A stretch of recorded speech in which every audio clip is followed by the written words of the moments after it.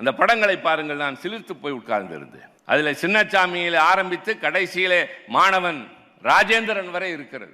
ஆசிரியர் வீரப்பனோட படம் பார்ப்பீர்கள். ஐயம்பாளையம் ஆசிரியர் வீரப்பன், அவர் உடல் பற்றி எறிகிறது வீதியிலே.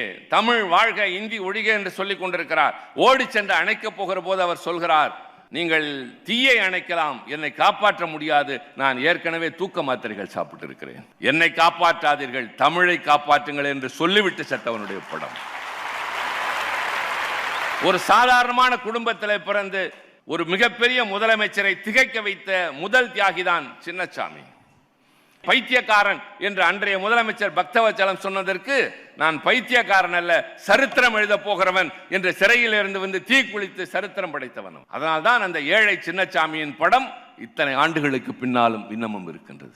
ஆக தோழர்களே, தோழியர்களே, ஆளுகின்ற கட்சியின் படைவரிசை அல்ல நீங்கள். கொள்கைக்காக, தமிழுக்காக, தமிழனுக்காக, இந்த மண்ணுக்காக போராட போகிற படைவரிசையின் வீரர்கள் நீங்கள். நான் அதைத்தான் சொல்லித்தர விரும்புவேன். நீங்கள் எல்லாம் நாடாளுமன்றம், சட்டமன்றம் செல்லலாம், அமைச்சர்களாகலாம் என்பதல்ல நாங்கள் தரப்போகிற ஆசை வார்த்தை. உங்களை தலை நிமிர்ந்து தன்மானம் உள்ள தமிழன் என்று நடக்க வைக்கின்ற இயக்கமாக இது இருக்கும். அதை காப்பாற்ற வேண்டியவர்கள் தான் நீங்கள். அதில் மூன்றாவதாக இருக்கிற நடேசனார் தான் முதலாக இப்படி ஒரு இயக்கத்தை தோற்றுவித்தார். அவர்தான் உண்மையை உணர்ந்தார். அவர்தான் இங்கே சென்னையிலே வருகிறவர்களுக்காக விடுதி கட்டினார்.